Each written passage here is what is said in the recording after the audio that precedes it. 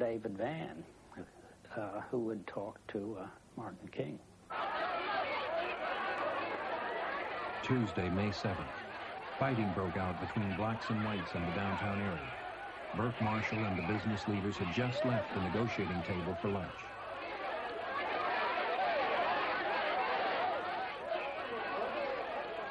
The situation was fast reaching the riot proportions James Bevel had feared. The businessmen quickly returned to negotiations, ready to talk. And so we began analyzing, what are your problems, what are our problems? You've got to recognize, one, that we don't have a government. We've got two governments, neither of them can be effective. We've got to find a way to work this thing out within private sector formats. Both sides agreed to a day of truce. A resolution was reached, but there was a last-minute hitch.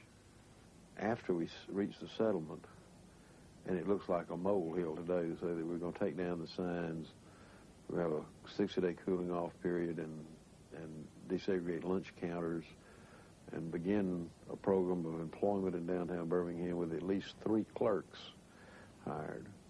I think somebody, Reverend Shuttlesworth, why he would settle for just 3 clerks in downtown Birmingham. He said, I meant 3 in every store.